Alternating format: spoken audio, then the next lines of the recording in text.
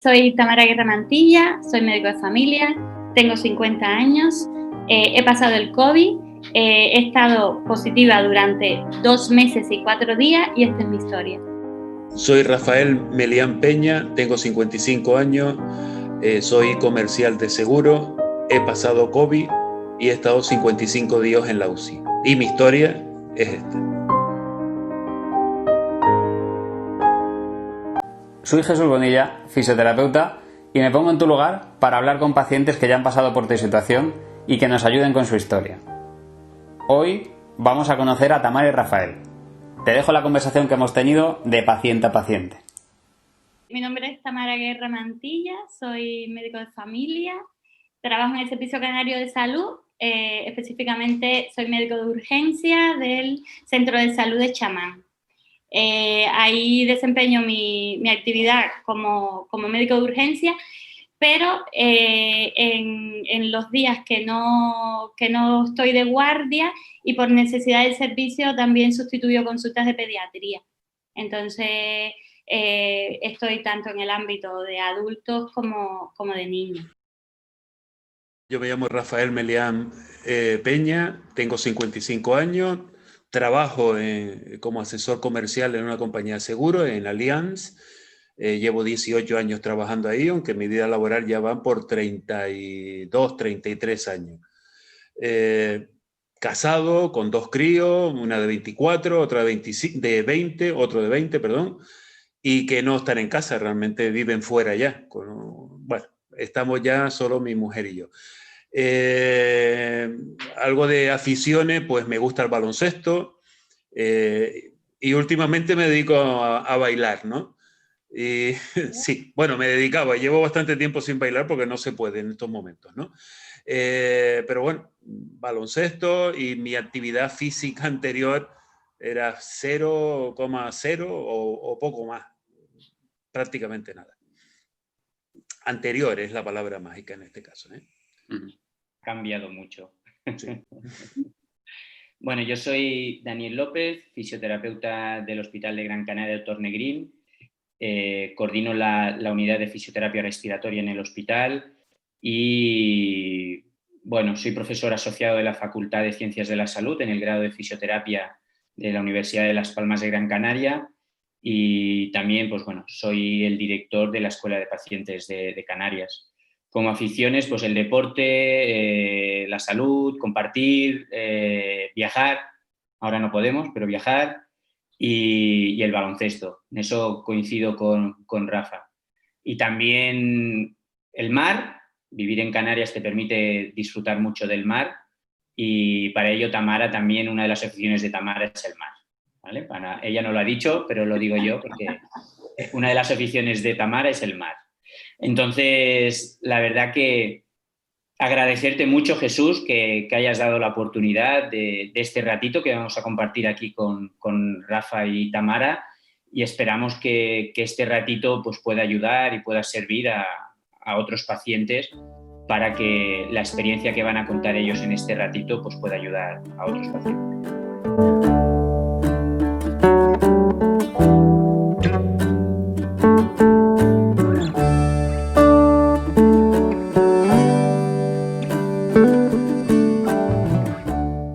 La actualidad en febrero, marzo, cuando escuchábamos las noticias desde China, pues a mí la verdad es que me quedaba como muy lejos, ¿no? Aquello de esto, además, entendía o creía yo y creo que la información que nos podía llegar desde ese entorno o esa zona de países, pues me la creía a medias, ¿no?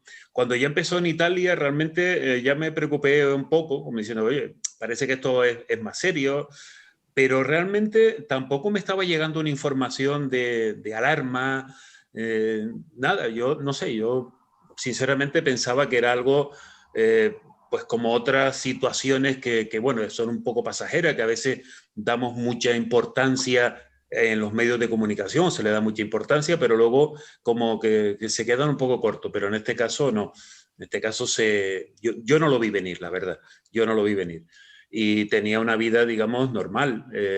Ya tengo que anticipar que yo sí soy una persona que ya venía con un problema anterior, y es que en agosto del 19, o sea, ya llevaba ya unos meses, me estaban dando quimioterapia porque me habían detectado, por fortuna, un linfoma, pero muy pronto, muy temprano, y me lo pudieron tratar y genial, ¿no? Y de hecho, a mí en febrero me dieron la remisión total del linfoma, con lo cual yo era el tipo más feliz en ese momento del mundo, de decir, vale, ya está, lo he superado, genial. Entonces, lo que me venía de China, como que me quedaba tan lejos, yo estaba muy eufórico, ¿no? Qué bien y tal. Vale, a finales de marzo ya pues, bueno, me infecté del COVID. Entonces fue casi un terminar con una cosa, una semana, 2 semanas de alegría, de subidón, vamos a decirlo así, y otra vez un poco de palo de decir, hostia, ¿qué me ha pasado, no? ¿En qué estoy? Y en ese momento, bueno, pues sí, es duro, pero bueno, digamos que empecé con unos síntomas que luego contamos si quieres. Nosotros en el mes de enero y febrero estábamos en plena epidemia de gripe. El invierno en Canarias afortunadamente es leve, pero tenemos la gripe estacionaria. Y cuando si bien escuchábamos las noticias de China, nosotros subestimamos un poco la situación. Pensábamos que era una epidemia como la gripe A, cuando llegó la gripe A, que sabíamos que era una gripe mucho más fuerte que la gripe estacionaria, y sinceramente lo veíamos lejos, no pensábamos que iba a llegar a Europa. Empieza a extenderse por Europa y yo creo que al principio seguíamos sugestionando la enfermedad y pensábamos que nada, la epidemia de gripe o una gripe A o algo un poquito más fuerte, pero nunca con la envergadura que verdaderamente tenía el problema y que ya estaba en nuestras fronteras.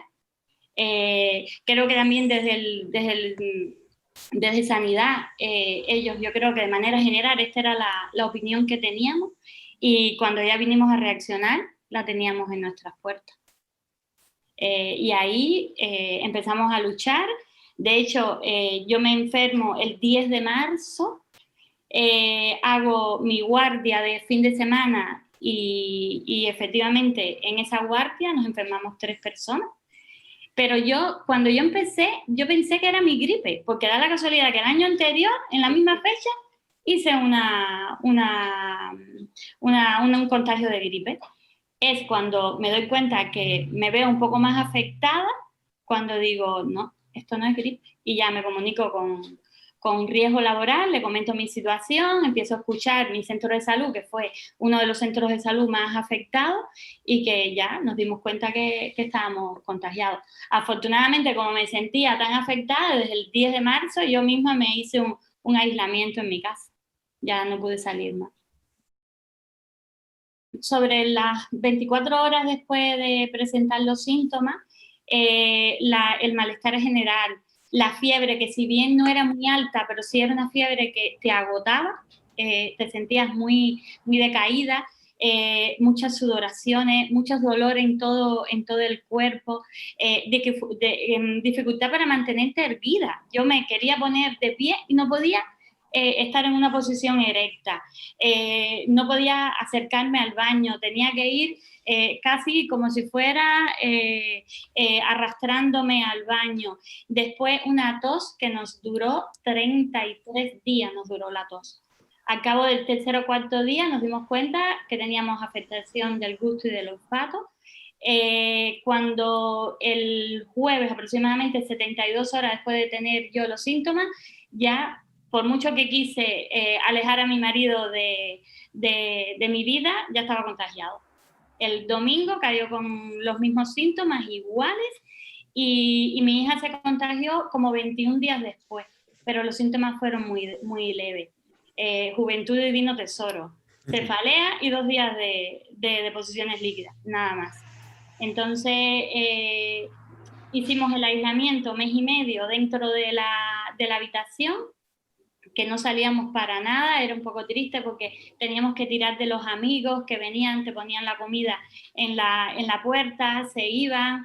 Mi hija en ese momento que no estaba contagiada era la que nos atendía a nosotros, hasta que, bueno, nos empezaron a hacer las PCR, que Al principio es verdad que costó que el Centro de Coordinación de pacientes COVID positivos de atención primaria se organizara, porque no estábamos preparados para esto, pero afortunadamente cuando se da la voz de alarma, que nuestro centro de salud es uno de los primeros que son afectados, ellos en 48 horas tenían un centro organizado, pero de primera ley. Nos hacen las pruebas y ya entramos en el seguimiento y rastreo de pacientes COVID. Así estuvimos con síntomas mes y medio, PCR todas las semanas, todas positivas. Mi marido se negativizó primero, pero yo estuve 2 meses y 1 semana positiva de PCR positiva de COVID. Tuve la suerte que ya empieza a entrar en los grandes hospitales de la isla la serología. Primero nos hacen los test rápidos, damos positivo IgM y IgG.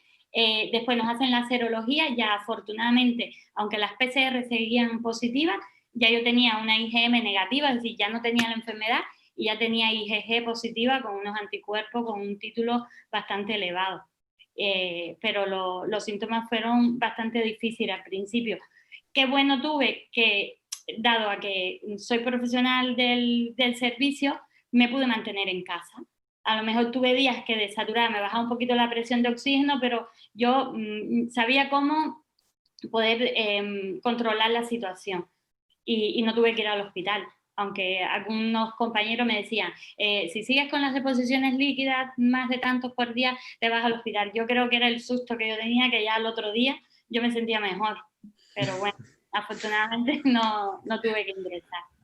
Tuve una repercusión moderada de la enfermedad, pero no tuve que ingresar. Lo mío fue un poco más sencillo que todo, de verdad.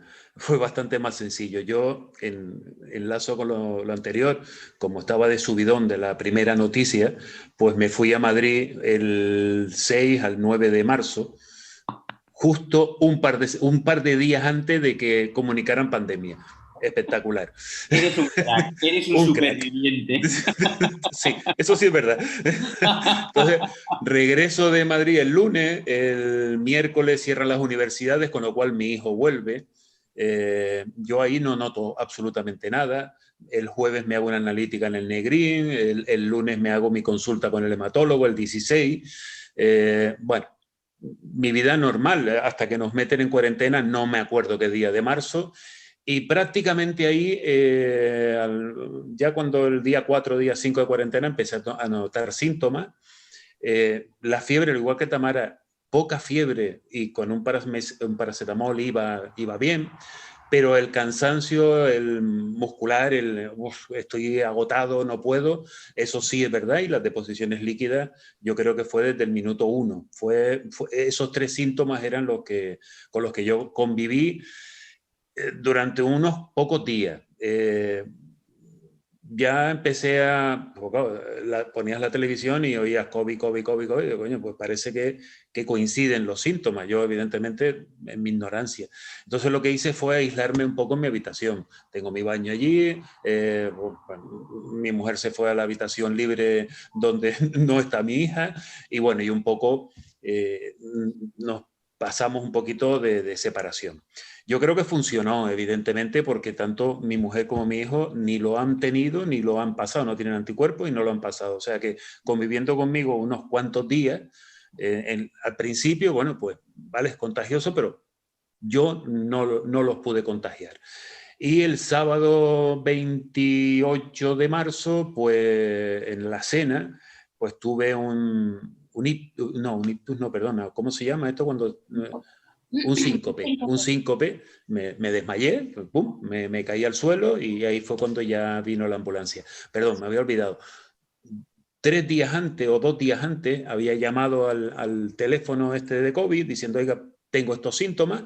Entonces vinieron a casa y me hicieron las pruebas. Pero claro, eso fue el sábado, ellos vinieron un jueves, lo recuerdo, un jueves por la noche, y a mí me llevaron para el hospital por el síncope, porque me encontraba ya pues bastante decaído, pero no tenía nada de asfixia, o sea, no notaba que me faltaba oxígeno, y me llevaron para el hospital. Y fue el domingo, creo recordar, en el hospital cuando me dijeron, oye, eres positivo. Digo, vale, pues, y me llevaron a una planta no recuerdo si era la 4, la 2, la verdad es que no me acuerdo, a una planta donde estuve pues una semanita ingresado aproximadamente en planta. Pero claro, las placas, las analíticas, todo eso iba a peor y me llevaron para la UCI para controlarme un poquito mejor, pues, perdón, creo que fueron 3 días realmente lo que estuve arriba en planta y luego me llevaron pues para la UCI.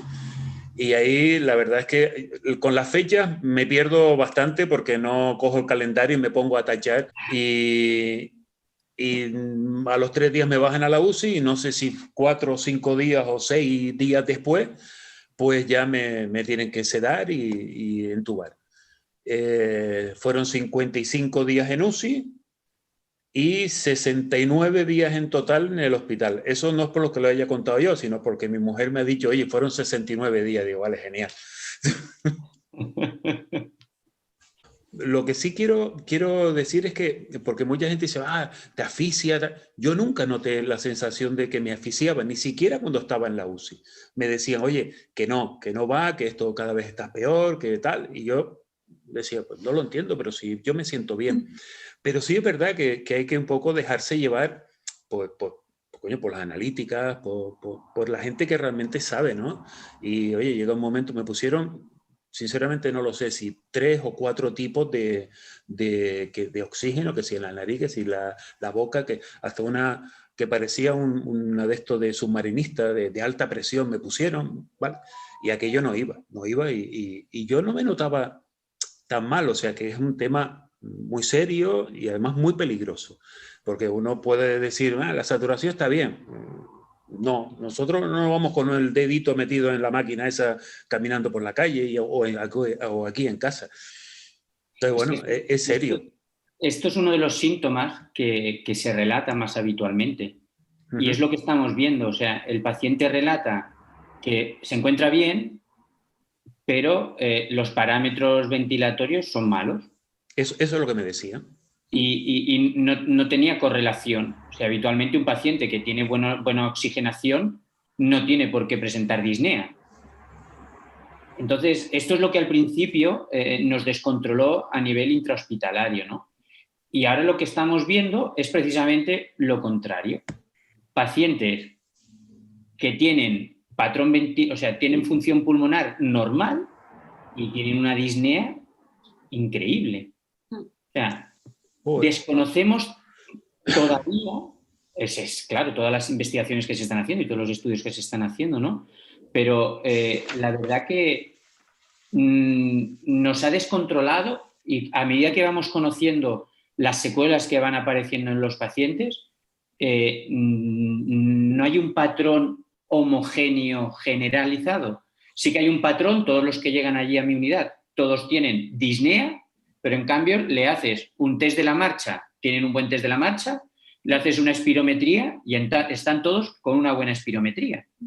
Entonces eso es lo que nos tiene un poquito a la expectativa. Yo me sentía muy triste en ese momento porque yo decía, me veo afectada de una enfermedad que estoy yo, está mi marido, después cae mi hija, y que el número de fallecidos diarios era una cosa alarmante. Yo daba gracias de que podía estar en mi casa y que las complicaciones que me aparecían yo las podía solucionar, pero me aterraba las noticias y no tenía valor de dejar de escucharlas ni de verlas, porque yo decía, necesito estar informada, necesito saber los partes del ministerio. Los grupos de chat con mis compañeros me daban mucho ánimo, pero constantemente yo creo que salieron más de 20 protocolos en menos de 15 días, pues me los estudiaba todo. No quería estar desinformada, pero toda esa información me aterraba bastante. Y miraba a mi alrededor y decía, pero si estamos todos. Por eso es que yo digo que tengo un antes y un después del COVID. Sí, no sé cómo lo vivió. Yo la información, sí, mientras estuve en casa la seguía, veía que la cosa iba evolucionando, digamos, negativamente y que yo me metía en en esa estadística de infectados. Evidentemente, en la estadística de fallecidos uno nunca se ve y menos cuando cuando estás en casa. Realmente yo dejé de ver noticias cuando ya estaba en el hospital. Y ahí dije, en la UCI afortunadamente, bueno, o no, tenía una tele pequeñita allí que tal, y yo no tenía el mando. Entonces me preguntaban, ¿te pongo una peli? Te pongo, digo, ponme música. No quería saber ya nada más. ¿Por qué? Porque al final la información que me llegaba era eso, salía, oye, tantos muertos, y claro, te ves allí diciendo, hostia, que estoy cerca, que estoy ahí, que cuidado. Entonces, bueno, ponme música y olvídame. Yo no quería, llegó un punto en que me saturó, ya no quería más información y lo que quería era centrarme en la máquina que tenía a mi espalda, que hacía ahí unos movimientos y daba unos valores, y yo la miraba diciendo, bueno, que no se pare. Es lo que pensaba realmente. Es que hay un Javi, detalle, con esto, con la pregunta que acabas de hacer, Jesús, hay un detalle importante que cuando se habla de cifras, es que detrás de cada cifra hay una persona, hay un paciente. Y su Hay familia. una familia, y una familia. Pero yo creo que se tendría que tener un poco más de sensibilidad porque no solo es una cifra, no es un número, hemos llegado al 1.000.000 de contagiados, han muerto 300.000, han muerto... ¡Ostras! Que detrás de todo ello hay pacientes, hay familias, hay... Joder, es que se pasa muy mal, muy mal. Y lo que ellos están relatando es en primera persona. Las estadísticas ayudan mucho porque saldrán un sinnúmero de investigaciones respecto al COVID. Yo tuve la suerte de poder entrar en el Congreso Nacional, el primer Congreso Nacional COVID para sanitarios, y estuvo buenísimo.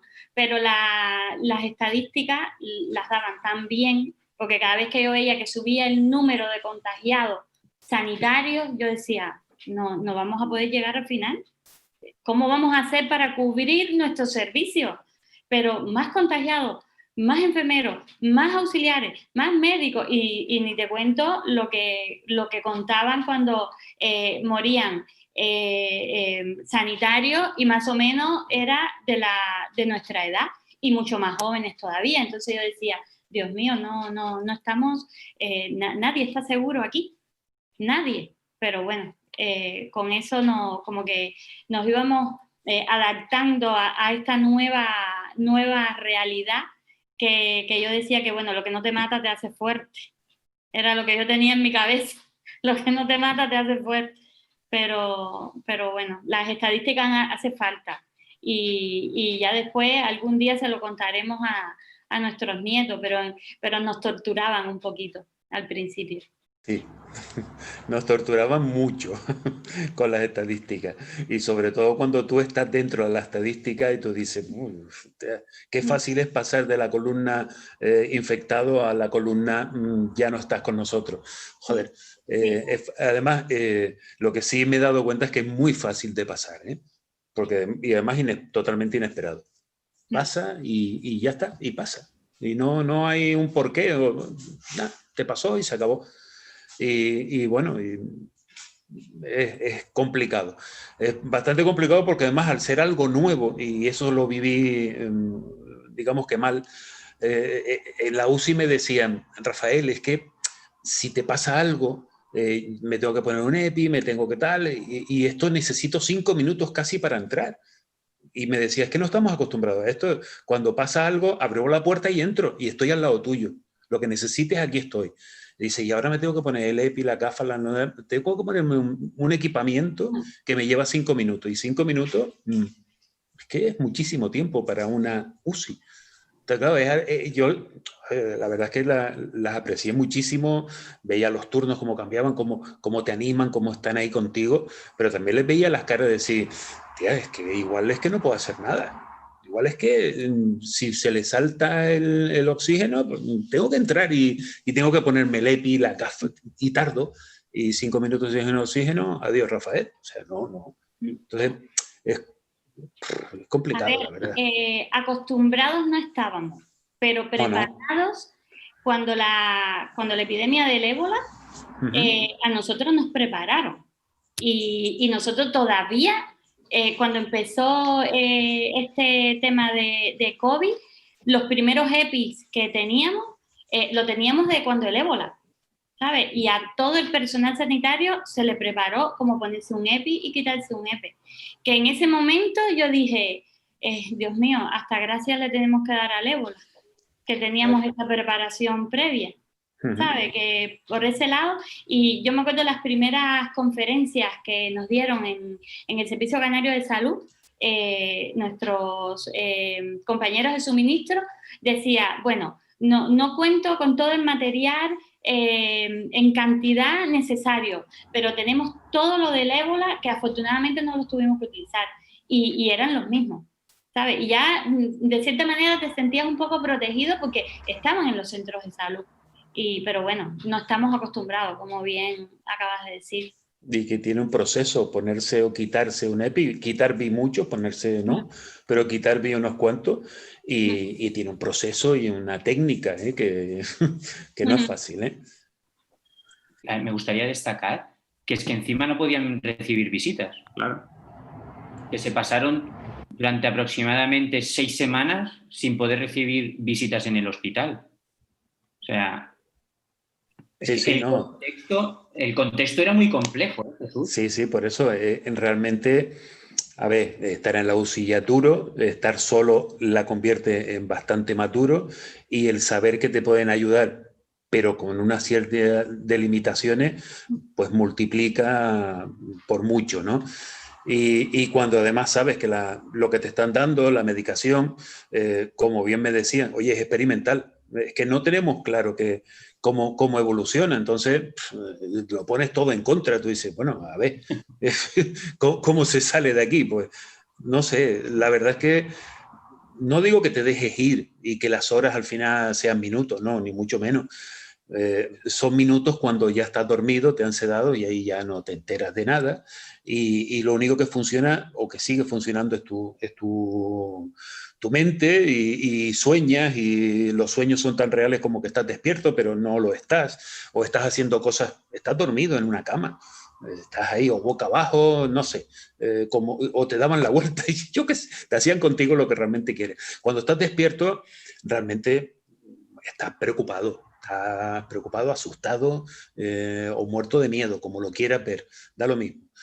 Yo como lo hice, intentaba dormir, intentaba descansar, miraba la máquina aquella que me daba mis constantes, miraba a través del cristal y veía a la gente cómo hacía su trabajo, no sé, intentaba escuchar la música que me ponían en la tele, pero al final son un montón de horas y evidentemente te da para pensar, para ver la situación y para no rendirte, porque esa es para mí es el decir, venga, va, hay que seguir, tengo que, y con ganas de ver a la familia, pues sí, mientras tenías esa conciencia podías tener el móvil y bueno, pues todavía podías hacer algún chateo, algo, vale. El problema vino después, cuando realmente ya te despiertas, ha pasado la gravedad absoluta y empiezas a recuperarte. Pero claro, cuando te despiertas te das cuenta que llevas un mes sin poderte mover, que aparece un fisio, como digo yo, medio loco, intentando levantarte de la cama, y tú lo miras y dices, tío, que no puedo sentarme, me asfixio. Ahí sí que noté que mis pulmones no iban. Decía, pero ¿qué me ha pasado? Si yo me dormí ayer y hoy estoy hecho un desastre. Vale, no fue ayer, fueron 33 días antes, ¿entiendes? Fue un mes antes. Bueno, y viene un tipo medio loco que se llama Manel y fisio, Rafa, venga, te vamos a levantar. Entonces tú estás loco, me muero ya, ahora sí que me va a matar este tío. Y me consigue levantar y tú dices, bueno, hostia, venga, va, mañana más. Y mañana un poquitito, pero claro, son días. Y tú mirabas al cristal y decías, chacho, ¿y mi gente? ¿Dónde está mi gente? Hay cosas duras, cosas duras. Por ejemplo, cuando ya tengo un poco de conciencia, digo, oye, dame el móvil, que voy aunque sea llamar a mi mujer o lo que sea. E intentas coger el móvil y poner el PIN y tú dices, ¿cuál era el PIN? Sí, claro, yo tenía un atráqueo y no podía hablar en ese momento, ¿no? Entonces, por gesto pedía algo. Y un día me dieron un papel y un bolígrafo y dicen, escríbemelo. Y yo cogí aquello y no podía escribir. Y yo decía, pero bueno, ¿qué ha pasado? Sí, Tamara. lo cuento porque todavía... Es muy importante que lo cuentes. Y todavía me viene a la cabeza un momento chungo, ¿no? Entonces no podía escribir y, claro, no te puedes levantar. Te mira, has perdido 25 kilos. Hostia, ¿qué ha pasado? Lo de 25 kilos me enteré después, ¿no? Cuando ya me pesé. Yo decía, no puede ser. En aquel momento me miraba y decía, pero ¿y dónde están mis piernas? O sea, tengo 2 huesos, ¿esto qué es? Entonces, vale, pero ya te vino alguien y te dijo, oye, enhorabuena, eres positivo. Digo, perdón, ya eres negativo. Digo, bueno, bien, qué genial. Al final, sí, el COVID es puñetero, pero es tan malo para mí ha sido estar 30 o 55 días metidos en una UCI, porque al final las secuelas del COVID están ahí, pero las otras secuelas de estar tanto tiempo inactivo, de estar en la cama, o sea, hay que sumarlas. Y yo creo que eso fue duro. Ahí lo quiero comentar. El COVID es duro, es duro, pero realmente para mí lo que peor, la situación peor fue cuando, digamos, el día que yo consigo tener otra vez, digamos, una conciencia de que aquello que estoy viviendo no era un sueño, sino era verdad, esto es lo que estoy viviendo, y te empiezan a felicitar. Oye, enhorabuena, Rafa, qué bien, tal, estás aquí, genial, y salía aquella auxiliar, aquella enfermera, aquel doctor, aquella doctora, no lo sé lo que eran realmente, pero van todos iguales. Y entraba otro y te decía lo mismo, tal, y entró un doctor, ese sí sé que era médico, me decía, anda, que no me has dado trabajo, dándote la vuelta para arriba, para abajo, joder, me has hecho unas noches que para... Y claro, tú con cara de decir, ¿yo qué he hecho? Yo no he hecho nada. Yo no me he enterado de nada. Pero claro, ahí tomas conciencia. Y esa es la parte, para mí, la más dura de todas. Ha sido el peor momento cuando tomas conciencia de que esto que estaba en China, en Italia, que luego parece que estaba en Madrid, que lo cogí de rebote, que no se lo pegué a nadie, vale. Joder, que casi me lleva para el otro barrio. Vale. Fueron 48 horas de estrés, de decir, qué mal, que pum, me tapo, me echo a llorar, me vengo abajo. 48 horas. A partir de ahí, tío, es que sale el sol todos los días por ese lado, se pone por aquel y yo tengo que seguir. Vale, venga.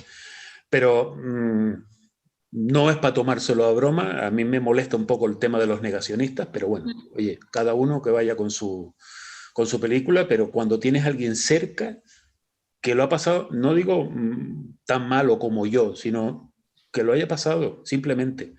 Oye, al final, aunque sea perder el sabor y el olor durante 48 horas, hostia, tío, pero ¿qué me pasa, no? ¿Por qué cambio esto? O sea, ¿por qué ha hecho una cosa minúscula? Bueno, es un poco, no sé, no quería ponerme dramático, pero es que es lo que he vivido. No, es lo que hay que contar. Es que estás haciendo muy bien, Rafa, porque es lo que hay que contar. Ya no es las secuelas físicas que está dejando, sino la secuela psicológica Sí, señor. de todo esto, Jesús. O sea, pasarse, si ya veníamos de un confinamiento de casi 2 meses en casa, pero quieras o no quieras, estás con tu familia, estás en tu entorno, pero pasarte aislado en una cama de intensivos durante 6 semanas, 7 semanas, solo viendo al personal sanitario porque no se permiten visitas, porque el mundo fuera de ahí está paralizado y cada vez que una persona tiene que entrar, tiene que ponerse el EPI, sí. Cuidado, porque no solo estamos hablando de secuelas físicas, donde la fisioterapia es importante, sino las secuelas psicológicas, donde el aporte de los profesionales sanitarios va mucho más allá de la fisioterapia. Cierto. Sí, ¿no? Y aquí yo quería aprovecharte también, Daniel, que en esta otra parte que quería preguntar por los profesionales, que al final es el único contacto que habéis tenido ha sido con unos profesionales donde podéis intuirle los ojos. Tú que estabas al otro lado, Dani, cuéntanos un poco también esa otra visión. Rafa no se acuerda, pero yo fui a tratarlo un fin de semana, las guardias que nosotros hacemos, yo fui a tratar a Rafa un fin de semana. Y lo recuerdo, Rafa mide 1,90, ¿vale? Y lo recuerdo que fui y le dije, venga, va, que te voy a poner de pie. y me miró con esa cara como diciendo, ¿pero qué me estás contando? Si ya viene otro compañero tuyo, entre semana para levantarme y ahora vas a venir tú, que es un domingo, a ponerme de pie. Y, hombre, la verdad que lo vivimos. Yo no hice atención inmediata solo en los pacientes ya negativizados, sí que hice, pero no en la situación de críticos. Y verdaderamente yo creo que para el sistema, y Tamara lo hemos hablado mucho allí en la unidad, para el sistema no estaba preparado para esto. O sea, el sistema sanitario a todos, en cualquier parte del mundo, y lo estamos viendo con los datos que están saliendo, ningún sistema sanitario estaba preparado para la situación que se ha generado. Entonces, tenemos que verlo que ha sido un shock para el sistema muy importante, para los profesionales sanitarios, sin duda. Y ya a nivel de experiencia personal, pues fue un shock, ¿no? Y ver todos los cambios internos que tuvimos que hacer en el hospital. La adaptación, sí que hay que sacarse el sombrero, porque la adaptación de los sanitarios ante una situación totalmente compleja y diferente a lo que estábamos acostumbrados, la respuesta de los sanitarios ha sido espectacular. Lo triste, y también hay que decirlo, es la situación en la que estamos envueltos ahora mismo, porque la gente no está respetando las indicaciones de las autoridades sanitarias, y lo estamos viendo.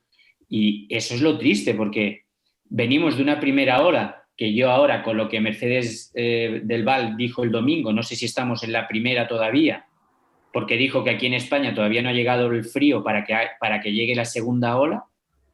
Entonces, venimos de una primera ola donde, como bien ha comentado Rafa y Tamara, el shock ha sido brutal. El sistema, si esto se alarga muchos meses, el sistema no está preparado para todo esto. Entonces, va a claudicar. Es muy complejo, Jesús, es muy, muy, muy complejo. Una situación compleja, y necesitamos el apoyo de la sociedad, porque esto ya no es un problema de salud pública, y esto lo hemos hablado también con ellos, ya no es un problema de salud pública, es el problema económico que esto va a conllevar. Y esto, Rafa, que entiende mucho de números, lo hemos hablado allí en la unidad. Y es que esto, empezamos por un problema sanitario, pero es que esto va a pasar a un problema social, a un problema económico, un problema gordo, un problema gordo. Sí, va a ser un problema que no va a quedar solo en el ámbito sanitario de faltar material o de personal. Va a ser un problema social. Correcto. Ya no económico, sino ya social. Correcto. Evidentemente, adaptarse a estos cambios va a ser complejo, Jesús, va a ser muy, muy, muy complejo.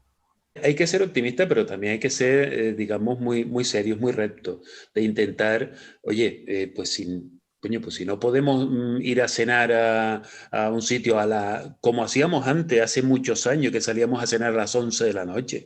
Oye, pues vale, pues tendremos que salir a las 8, 8:30 y en casita otra vez a las 12.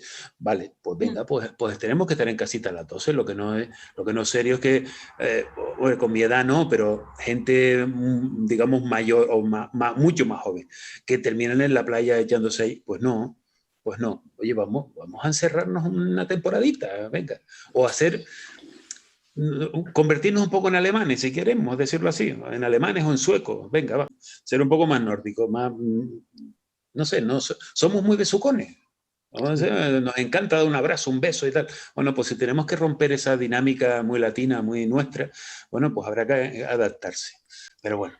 Y enlazando esto que estás diciendo ahora, Rafa, con lo que estabas diciendo antes, lo pregunto a los dos.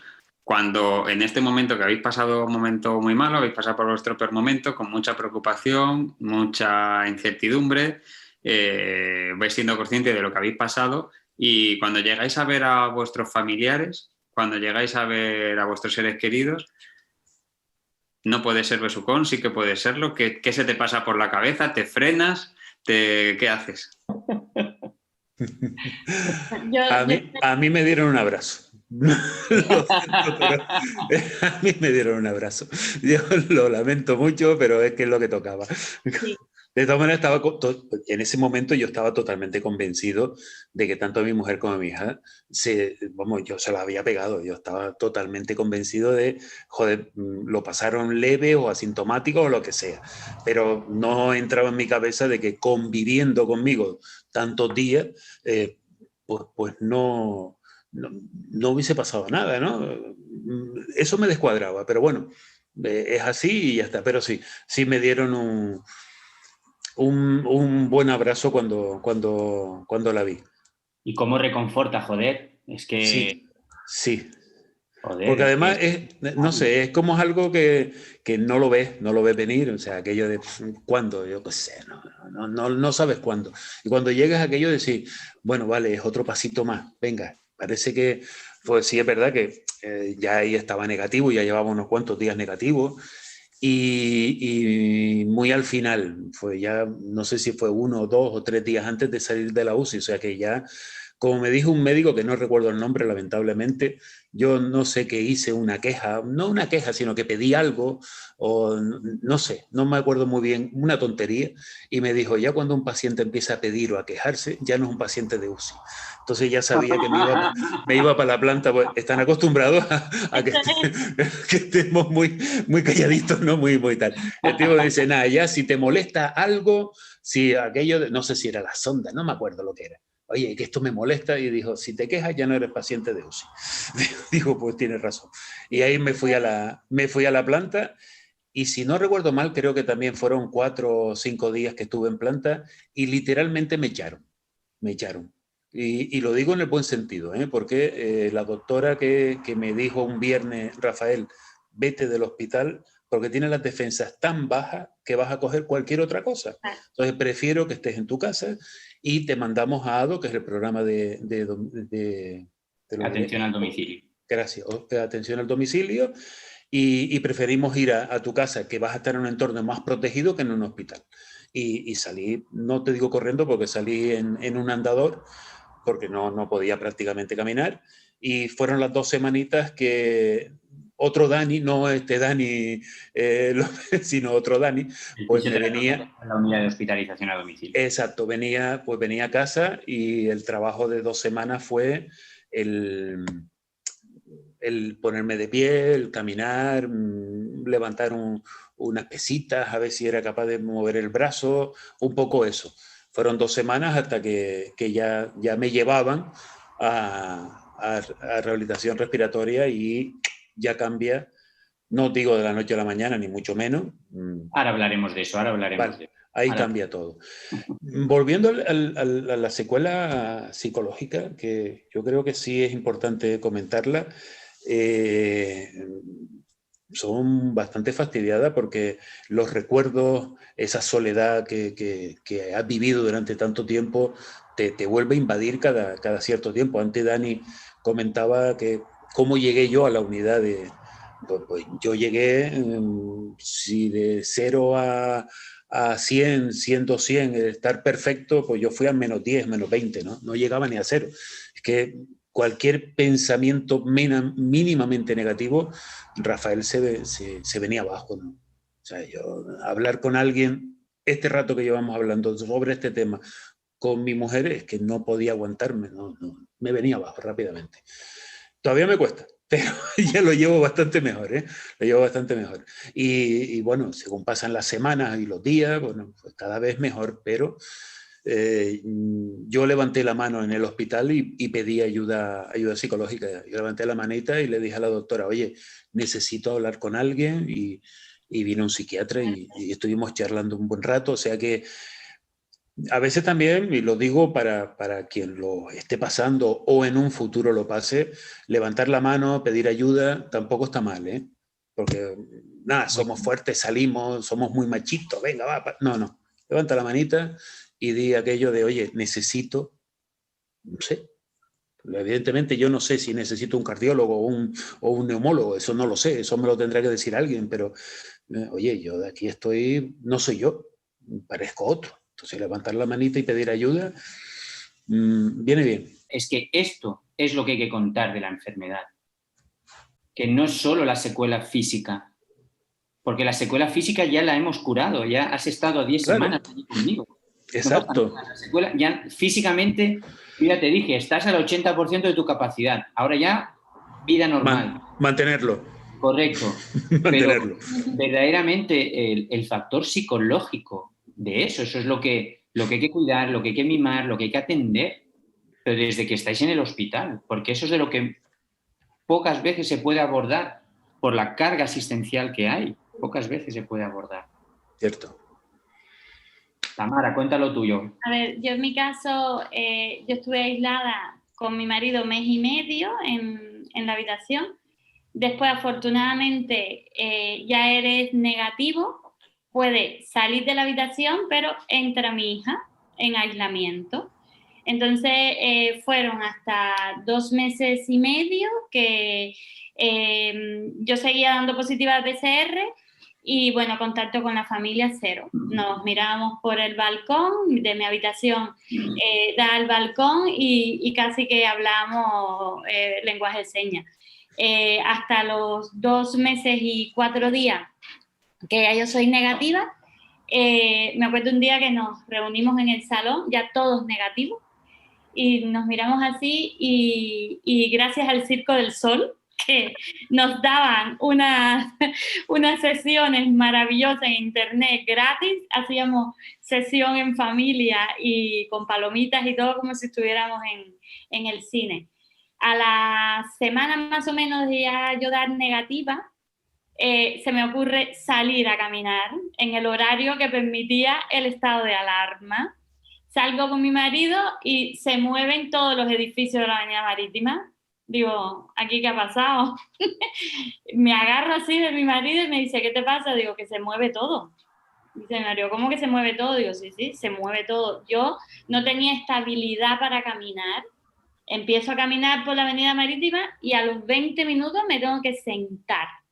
Digo, ¿esto qué es? Me tengo que sentar. Era un agotamiento y una falta de aire. Yo no soy asmática, yo no soy bronquítica, yo nunca he fumado. Es verdad que no soy deportista de élite, pero yo me caminaba mi hora todos los días, que podía, a lo mejor 2 o 3 veces en la semana, según cómo estaba de trabajo. Pero yo tenía que a los 20 minutos de caminar sentarme. Yo decía, no, esto no me está pasando a mí. Regreso a la casa y muy preocupada. Y como dice Rafa, levanté la mano y pedí ayuda. Empecé a llamar amigos, neumólogos, rehabilitadores, mi médico de familia y empecé a pedir ayuda. Y ya caí como paciente a las consultas externas del hospital. Nunca pensé que me tenían que hacer estudios de los que me hicieron, espirometría. Yo decía, ¿cómo me van a hacer una espirometría? ¿Cómo me van a hacer un test de la marcha? ¿Cómo me van a hacer un angiotac? Que es tan desagradable ese contraste cuando te entra. Yo no pensé que en mi vida me podía hacer todos esos estudios. Y tuve la suerte de ser una de las primeras pacientes que no estando con una repercusión moderada de la enfermedad, pero no necesitar tratamiento hospitalario, de tocarle la puerta a Dani, de entrar al servicio de rehabilitación respiratoria del Negrín. Cuando yo llegué ahí, ya yo no iba como médico, yo iba como paciente. Con todas las preocupaciones y toda la hipocondría que tenemos los médicos, que somos los peores pacientes, porque la cabeza te va a 1000. Y tú porque dices, conoces todo, lo sabes. pero yo sí entre mí, no puede ser, esto no puede ser. Yo me acuerdo el primer contacto que tuve con Dani, bueno, lo tuve antes por videoconferencia a través de mi hija, pero cuando yo me vi sentada en el servicio de rehabilitación, cuando mi amiga la doctora Ramírez me dice, estás aquí porque vas a necesitar rehabilitación respiratoria, yo la miraba así, se me llenaban los ojos de lágrimas porque decía, no, esto no me está pasando a mí. Cuando Ibrahim me dijo, Tamara, vas a empezar en el programa de rehabilitación respiratoria, los primeros pacientes yo lo miré así como diciendo, no, y lo necesitaba porque yo no estaba respirando bien. Los primeros estudios que me hizo Dani, yo decía, es que casi que llegaba muy justita al límite. Mis espirometrías, si yo nunca he fumado, ¿por qué voy a tener unas espirometrías tan límite? Y me forzaba a la hora de hacerlo, pero que va.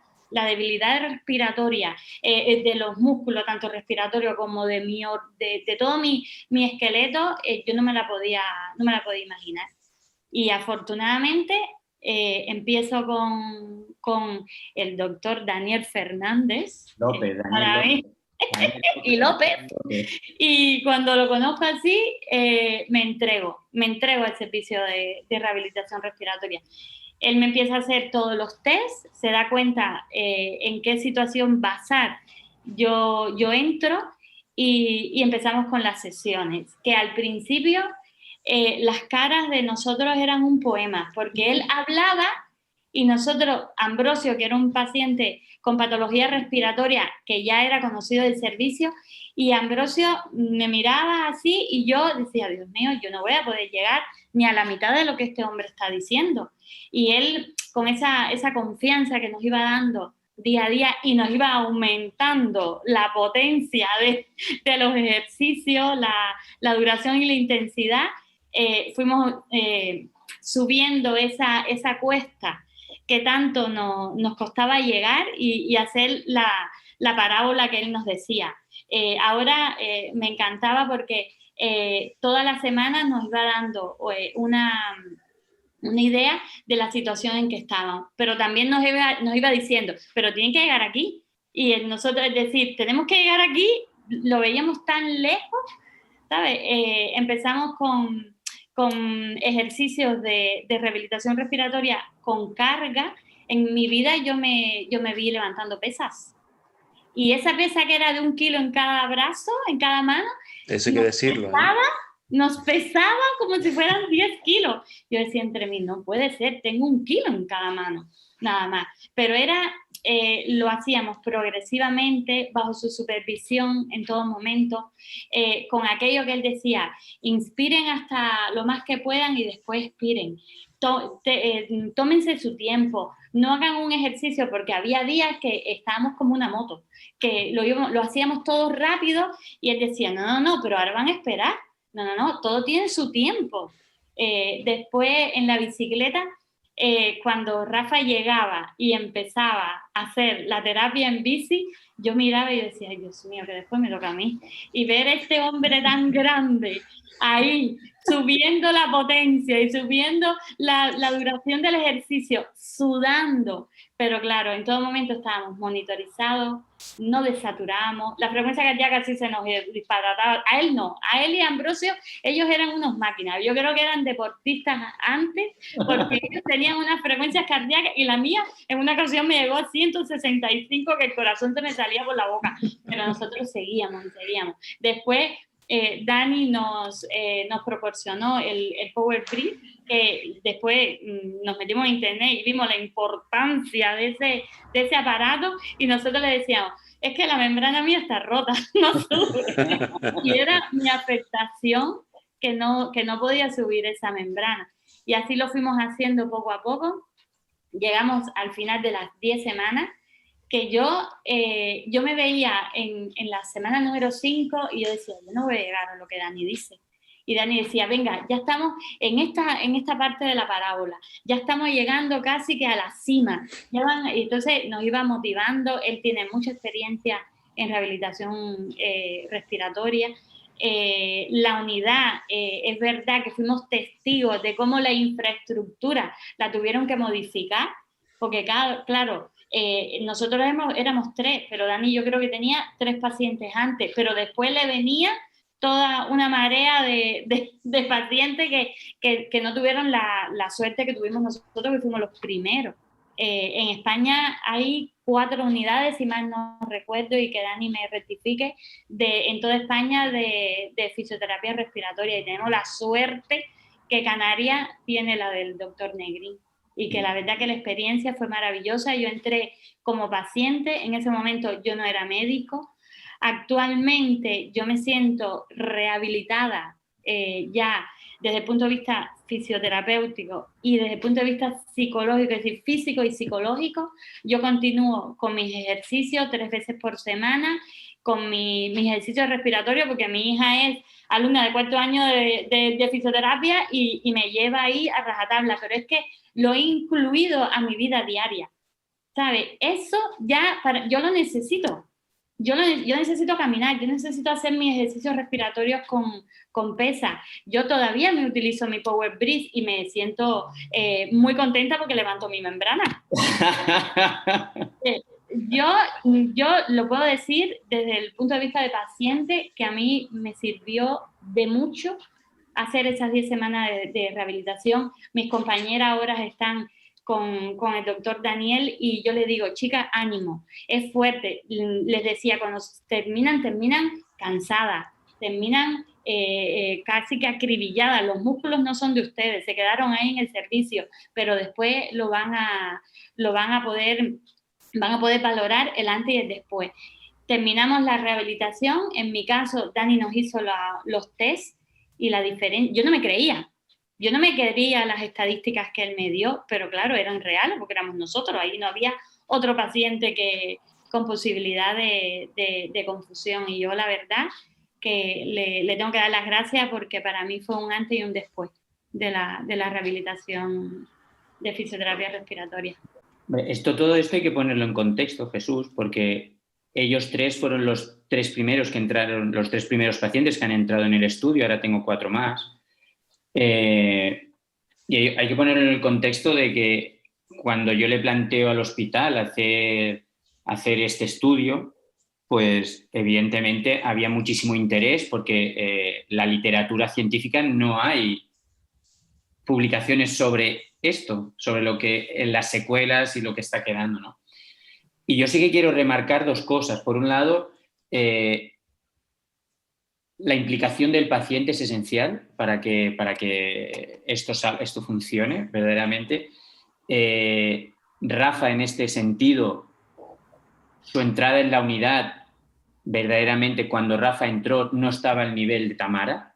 Tamara estaba bien, entre comillas, pero es que Rafa estaba verdaderamente, yo recuerdo los primeros días de Rafa, y él lo puede relatar, que vamos, los primeros... A mí alguna que otra lágrima me sacó, yo miraba así para el otro lado, cogía aire porque él se notaba afectado. Y Rafa, en la evolución de hombre de 1,90 m que yo decía entre mí, Dios mío, y le costaba hasta levantarse. Sí, o sea, él tenía un déficit de miembros inferiores importantísimo. Él llegó con dificultad de deambulación caminando al ser allí a mi unidad. Y la verdad que la evolución de Rafa fue espectacular, y él lo puede relatar, ¿no? Son 10 semanas complejas, porque es así, pero los programas no. son así. No son fáciles, no es sencillo pasar las 10 semanas con Dani, doy fe. pero sí, ahora un poco más en serio. Yo entré realmente muy mal, ¿no? Pongo un poco en antecedentes también. Yo sí fui deportista durante muchos años, pero hay un hueco ahí en mi vida de 20 y pico años que dejé de hacer deporte, pero totalmente. Pero hay una cosa, que al final el músculo tiene memoria, y ahí estaba el músculo pequeñito, sin entrenar y demás. Y sí que, digamos que sí tengo una cultura del entrenamiento, y me lo tomé como eso. Yo dije, bueno, vale, no puedo levantar 1 kilo, como dice Tamara, una pesa de 1 kilo.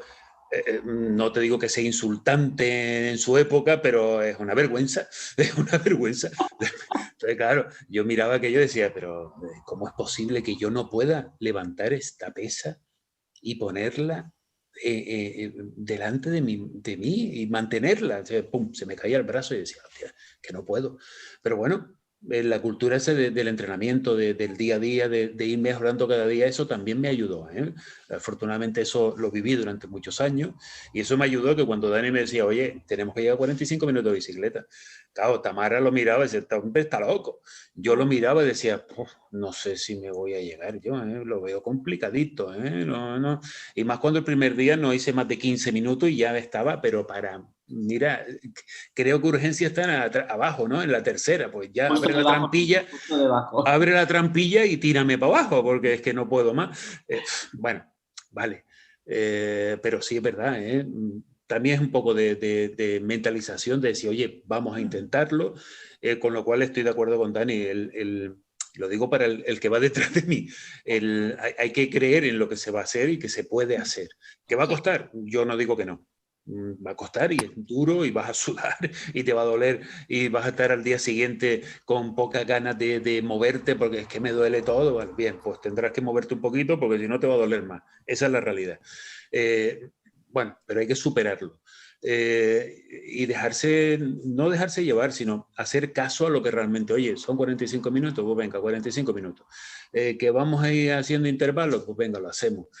Que el trabajo es aeróbico y sí, a mí evidentemente, a lo mejor por eso no se disparaban las pulsaciones como Tamara, pero y afortunadamente no desaturábamos porque era algo que yo sí que le tenía mucho miedo. Yo iba mirando la máquina y decía que no baje, que no baje, que no baje, que no baje y no bajaba y venía Dani y me tranquilizaba. Pero si lo bueno es que no desatura, tranquilo. Yo miraba la máquina y decía, yo a ver si esto me voy a quedar aquí. Correcto. Al principio... Claro, cuando tratamos a Rafa en planta, en hospitalización, Jesús, cuando yo lo traté en planta, él a cualquier movimiento de sentado a bipedestación, o sea, desaturaba bruscamente. Bruscamente. Pero sí. Bruscamente, o sea, de estar en 95-96 a pasar en 82 en un plis-plas, ¿no? Entonces... lo grato de esta conversación es ver cómo entraron ellos dos y cómo salieron, ¿no? Cómo salieron en su evolución. Y sobre todo agradecerles, porque al fin y al cabo nosotros lo que hacemos es ayudarles un poco más, ¿no? Y es la implicación que ambos se tomaron con su salud, y eso es de agradecer. Convencer al paciente de que lo quieres llevar al máximo es difícil, porque no todo el mundo está dispuesto a pasar esa línea, a decir, oye, venga, va, sí. Y a ellos dos hay que agradecerle el compromiso y, sobre todo, lo mejor que me quedo es la adherencia que ambos están mostrando a lo que durante 10 semanas estuvieron trabajando. Eso es muy importante y eso pienso que para mí es el orgullo de decir, ostras, el paciente sigue realizando lo que ha aprendido, ¿no? La adherencia al tratamiento es fundamental. Sí. Yo creo que como médico y como paciente, primero la confianza de saber que tenemos este tipo de servicios en el hospital, que tenemos un profesional que mundialmente, porque él ha salido y ha conocido ya varios continentes y que tiene la experiencia. Entonces, uno decir, estoy en este programa, estoy en este servicio con este profesional, y cómo no nos vamos a entregar, cómo no vamos a confiar y decir, vamos a dar todo de sí. Pero también creo que como médico, muchos médicos subestiman el trabajo del fisioterapeuta. Hoy por hoy, nuestro Servicio Nacional de Salud no tiene incluido en un sinnúmero de patologías que todavía no han concienciado la necesidad del fisioterapeuta.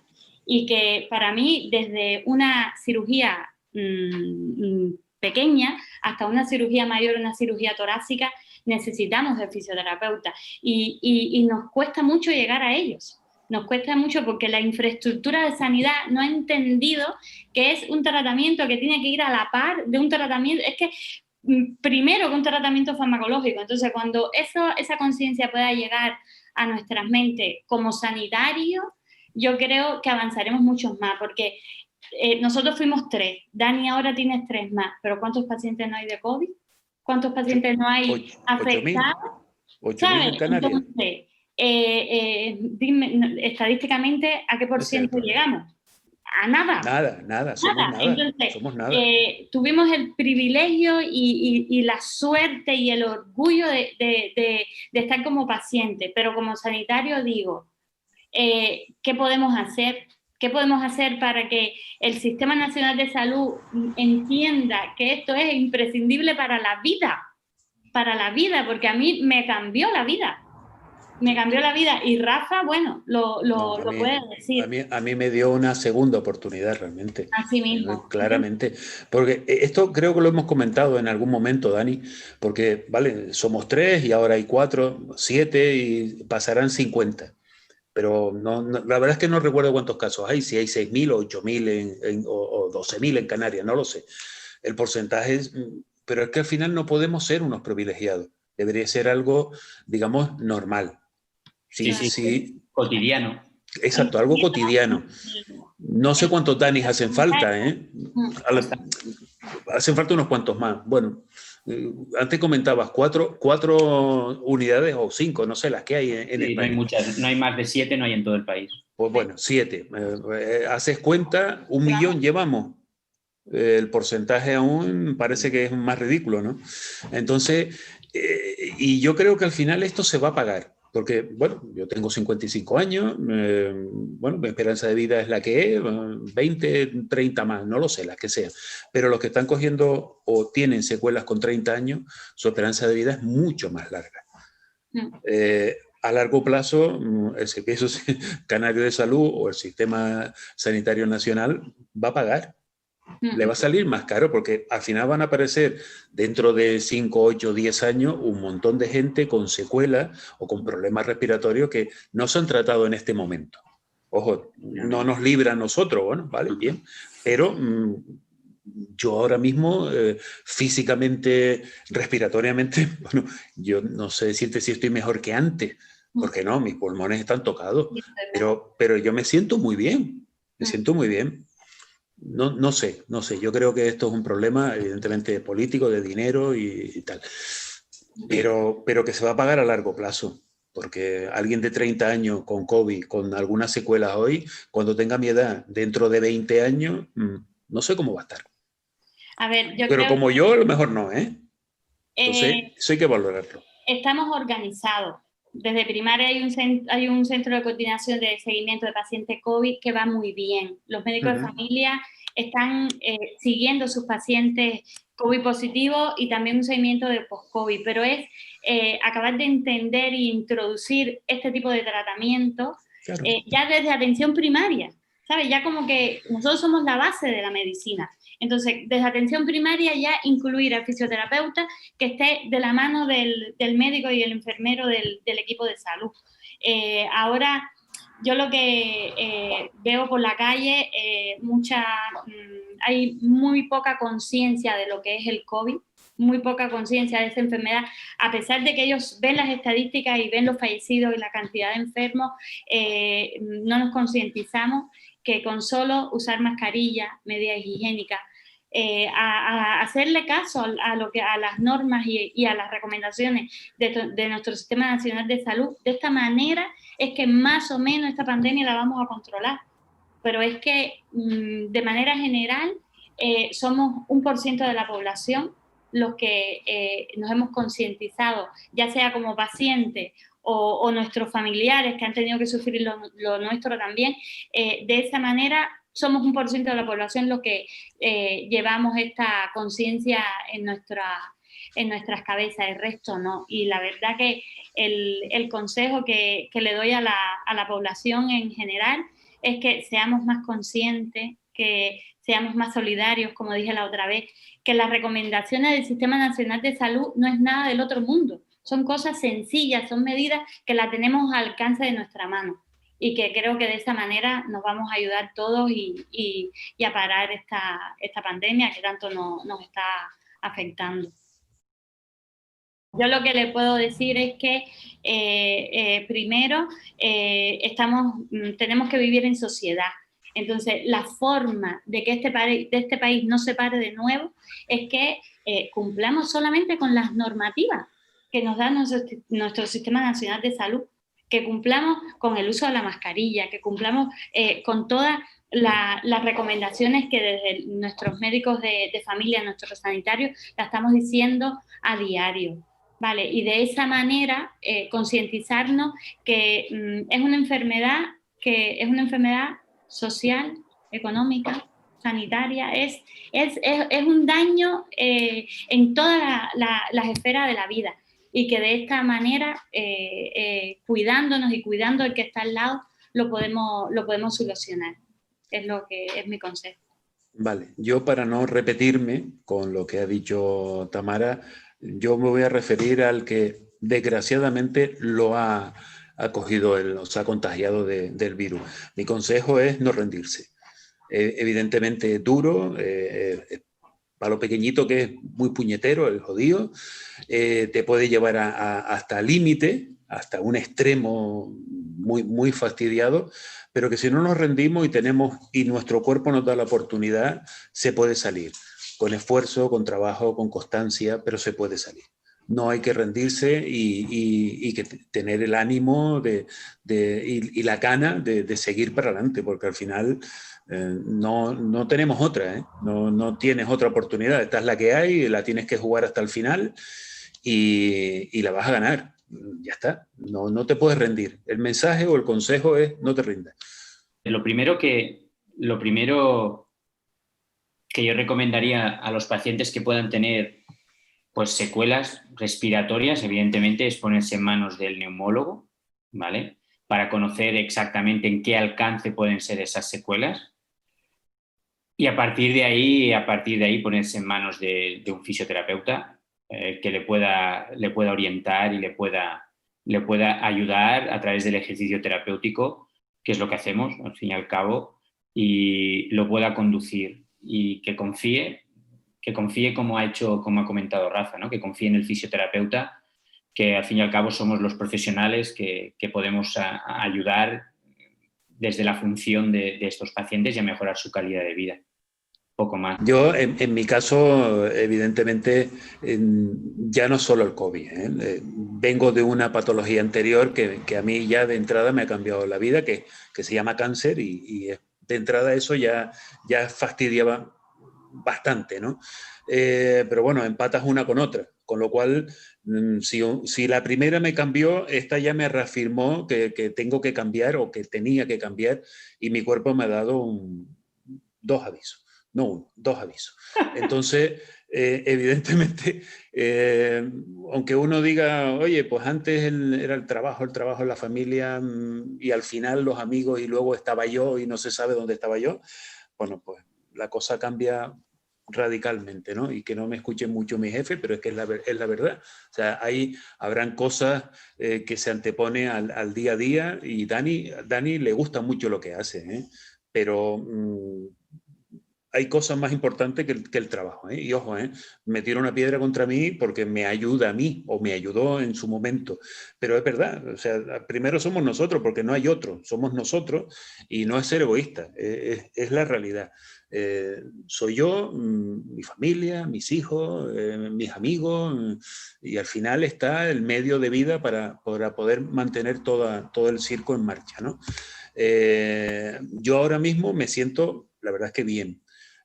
Estoy terminando todavía de recuperarme, porque sigo en fisioterapia, Tamara, no sé si lo sabe, pero tengo el hombro encapsulado, otra de las secuelas de estar tanto tiempo acostado y boca abajo, pues ahí sigue medio ya curado, pero cuando se ponen a trabajar conmigo sobre el hombro, se dan cuenta de que soy cartón piedra y que, vamos, que tengo un montón de taras y de fallos, con lo cual llevo otras 10 semanas en esto. Claro que me ha cambiado la vida. Estoy muchísimo mejor. Como me dijo alguien no hace mucho, es que no vas a volver a ser el mismo. Vale, no seré el mismo de antes de todo esto, pero me puedo asemejar. Puedo llegar a tener una vida normal, el mismo. ¿Ha sido una maratón? Eso me lo decía Dani. No, pues la seguiré sin hacer la maratón, me da igual. Es algo que no me va a preocupar lo más mínimo. Pero puedo caminar, puedo salir, puedo hacer una vida normal. Es al final lo que uno quiere. Antes quería hacer cosas excepcionales. Ahora quiero hacer cosas normales. Pero sigues haciendo deporte, has incluido sí. obligatoriamente, cosa que no hacías antes de todo. No. A mí tus hábitos han cambiado. Totalmente. A mí lo que me ha marcado esto es una rutina. Al final son rutinas, ¿eh? Oye, pues al final sigo haciendo mis 45 minutos de bicicleta 3 veces en semana. Yo la llamo, sí, lo hago. Yo la llamo la máquina infernal, esta, ¿cómo se llama? Esto para aspirar. El Power Breath. El Power Brick, yo lo llamo la máquina infernal. Estoy al 60 y lo levanto bien la membrana, con lo cual bien.